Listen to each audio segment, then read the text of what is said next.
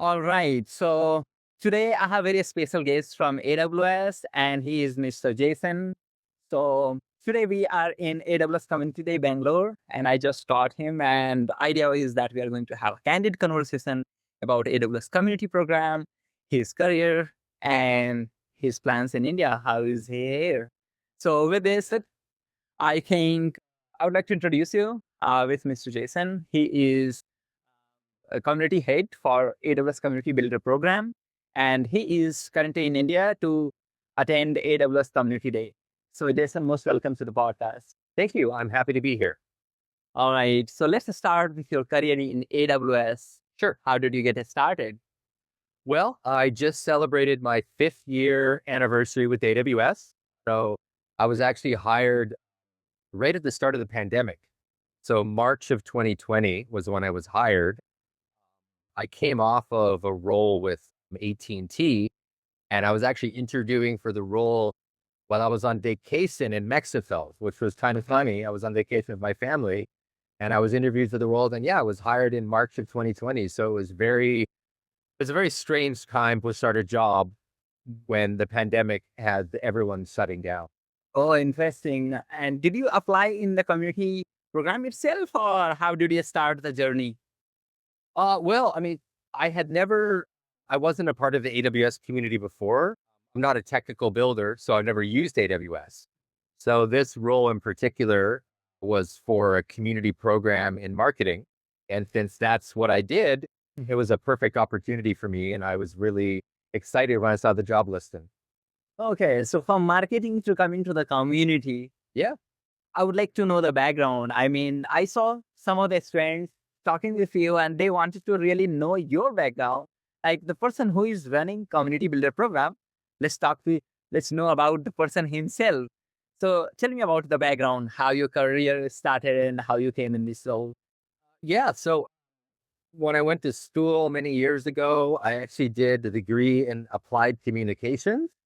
So I studied communications and public relations and writing and organizational dynamics and basically just how to communicate. So that's what my degree was in, but I'd never had a traditional communications role. I sort of I worked for myself for many years. I ran technology blog sites. I was a writer, a technology blogger. I was on YouTube many years early, before lots of people like MKBHD and like the new tech Yeah. years.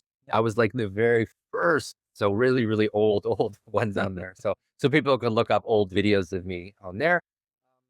And then I basically transitioned into doing some work with Microsoft. I was a Microsoft MVP for quite a number of years. So my roots are in community. So I was an MVP because of my contributions to Microsoft's community, technical communities.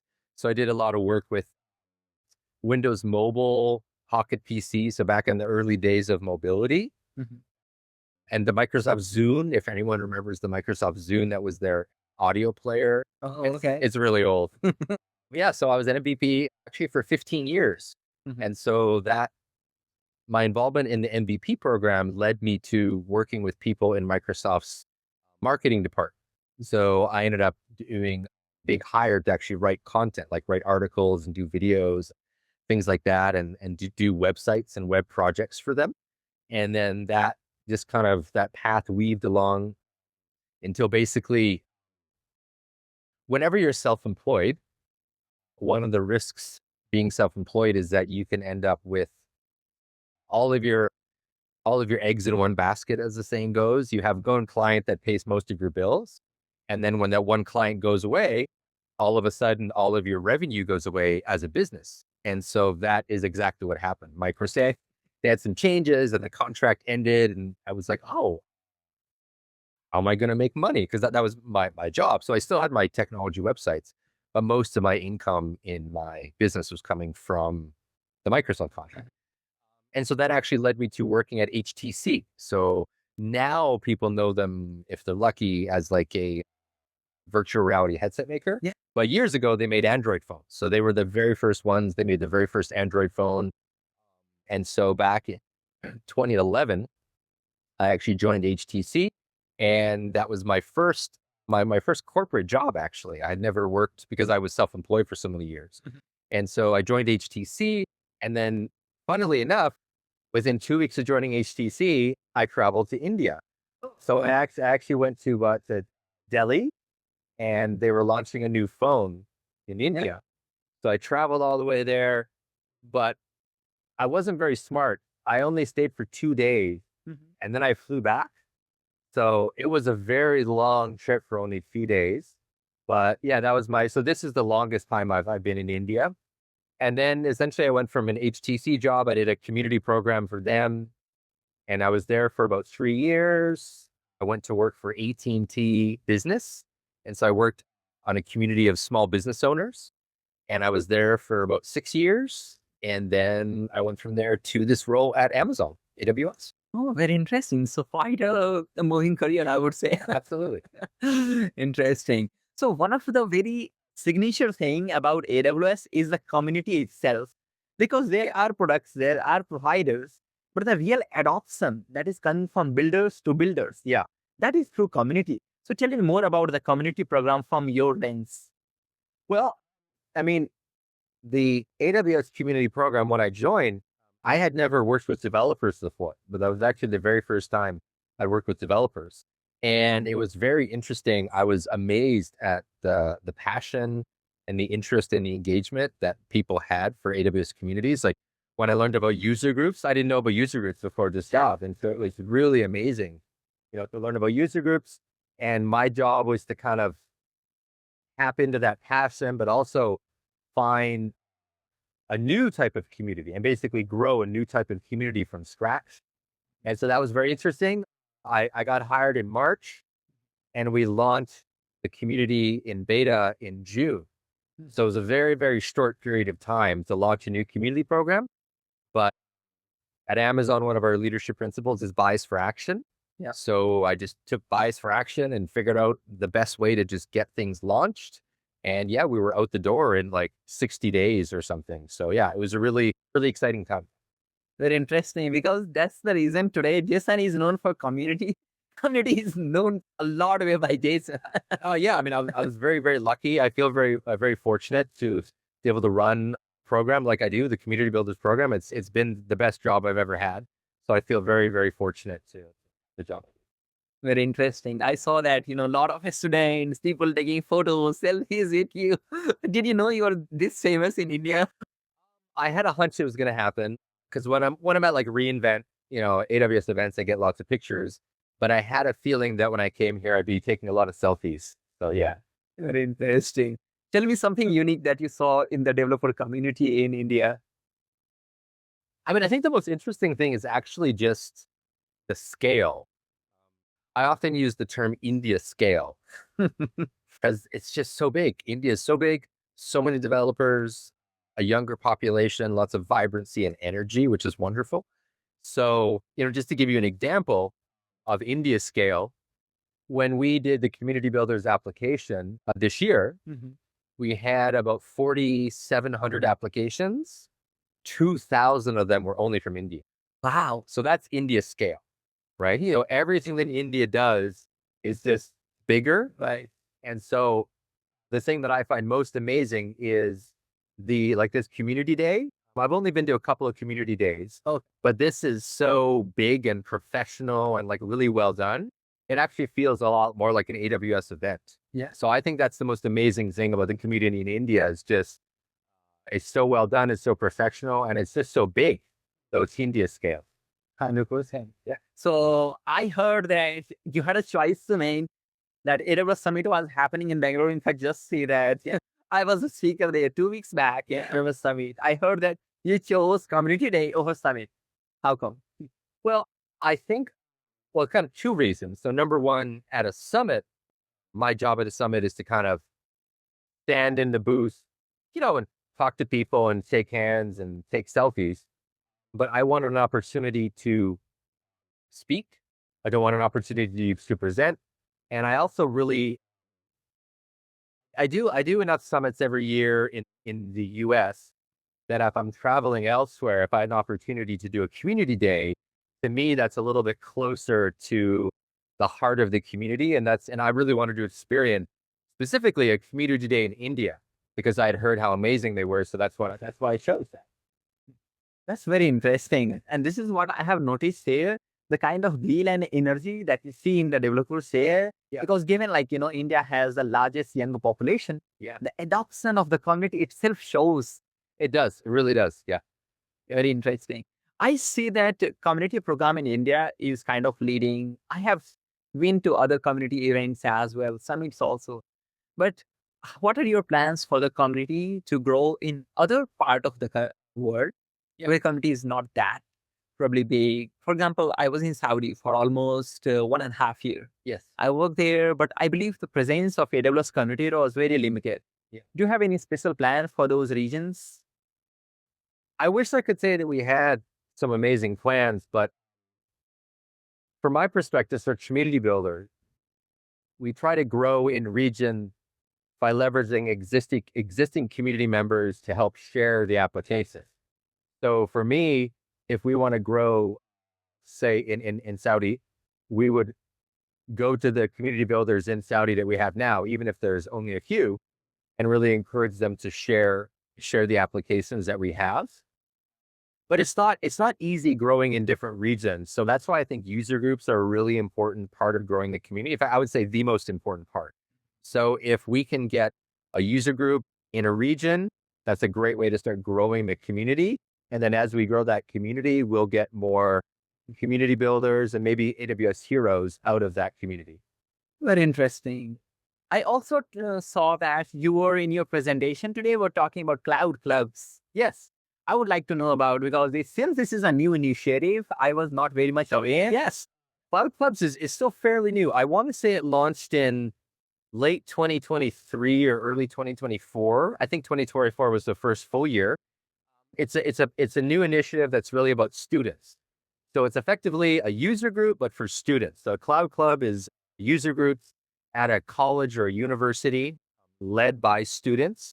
And the idea is obviously to get students interested in AWS, give them opportunities to learn in the same way that a regular user group encourages people to learn.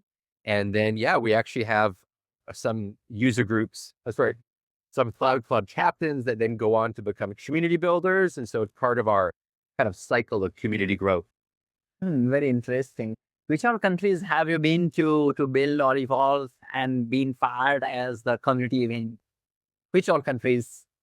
Sorry, like how many countries have I been to? Yeah. Honestly, not that many. So last year was kind of the first year I did some big international travel. So last year I went to Thailand and Malaysia. And Malaysia was actually the very first community day that I've ever attended.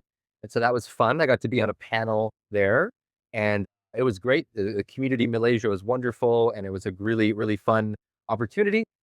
And then I also went to Thailand. And Thailand was primarily for doing a mentorship program. So Shafraz Rahim, one of my coworkers, and he's in Asia Pacific, he has a mentoring program for community builders. And it's a bit of I think it's like a 6-week course that people in that country can join. And I was able to do basically a kickoff presentation. It's kind of a longer version of the one I did here today. Kickoff, tell people why they would like to join. And then they do, I don't know, sort of a content creators boot camp in a bit of a way. So they attend some sessions, they'll learn about how to create blog posts, how to create content. And then at the very end, they apply to be a community builder. So last year it happened in, I think it was October. So they did the session and then in January, they could apply to become a community builder. And it was actually very successful. We got quite a few new community builders from Thailand and also from Malaysia. And so I did it twice there. And then this year I'm doing a lot more traveling. So India is my very first international visit this year. And then I'm going to Singapore after this. And then later this year, I'm going to Indonesia.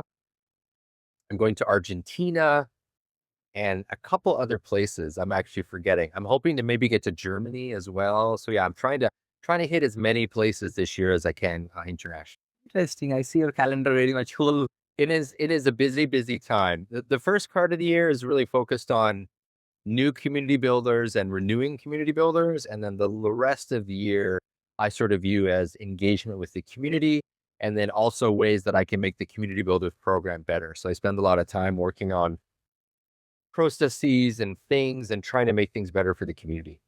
Very interesting. So I recently saw that one of my friends was starting a new community user group in one of a city.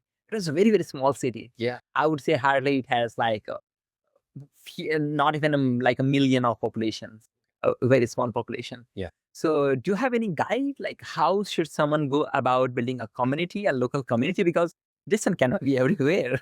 Yeah. So what we typically tell user group leaders is, user group, like if somebody wants to start up a user group, there's not a hard and fast rule, but we encourage people to partner with existing user groups because it doesn't benefit anyone to have like two user groups like right in the same place. Yep. But if someone is, there's not a hard and fast rule, but if someone's in a different city, and if it's not realistic for people in that city to travel to the city where there's a user group, then yeah, we encourage them to start up a user group because we want people to learn about AWS and connect with other community members. And so we effectively just try to encourage people to start up a user group if there isn't one close by. And yeah, wherever I think there's critical mass. It's funny because in most other countries in the world, 1 million people is actually a big city. But in India scale, it's actually kind of small. That's why I said it's Exactly. Yes. But yeah, I mean, wherever there are people that want to learn about community, if there's enough people in one place, then yeah, we love people starting up user groups. very interesting. So let's talk about your time in India. I believe you said that you visited once earlier. You regret that it was short. Yes. It barely even counted as visiting India. I would say this is my first real visit because I have, 5 days to, I'll have enough time to actually see some of it. Very interesting. Do you have any plans to see the city, places? Well, I'll be honest, my trip in was very long and I arrived at like 4 a.m.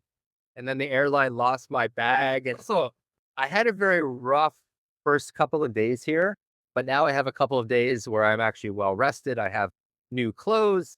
So I'm hoping to actually get out and see a little bit of the city over the weekend. So I don't have any particular plans, but yeah, I want to be able to get out and see. And I brought a camera with me, so I'd love to go out and do some photo walking around.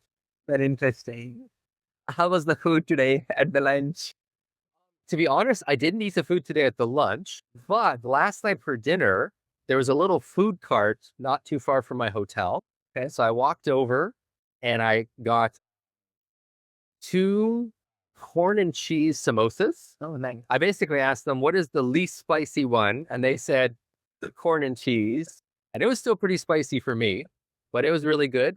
And then I had the yogurt drink, sweet lassi, I think. Yeah, you got it right more. So I got that. That was really good. And then I had 2 galub jamun. And how do you remember these words? Well, They're not so easy to remember, to be honest. well, I've actually had galub jamun before at other, like we have some neighbors that are Indian and they've had, oh, sorry, what's the festival of lights? Diwali. Diwali, yes. They had us over for Diwali celebration. Okay. And so we had some galub jamun there. So yes, I love Indian food. It's delicious. I can't take it all because it's pretty spicy, but I definitely love the food. Very interesting. Where is Jason traveling after India? I'm heading off to Singapore. So I have about 5 days in Singapore. Mhm. And I think I'm doing a user group event in Singapore. And then actually I'm doing a summit there. So in Singapore, there wasn't a community day. When I travel, I try to do 2 countries and 2 things. I know, because it's a long way to travel for that one thing. But if I can do 2 things and spend, 10 or 12 days on the road and do 2 community events, then it's worth the effort to come out here. Yes, these things. So 100%. Yeah, great. Then, Jason, it was great speaking with you. Yeah. And I believe your stay here is pleasurable and memorable. And whenever you're back in India, just let me know whenever I'm coming back, and I hope to see you again. Sure. Yeah. Thank you for having me on your podcast. It's been great being in India. It was wonderful being at my very first community day in India. It's a great event. And yeah, I hope to be back next year. All right. Yeah. Thank you so much. Thanks, happy. And cut.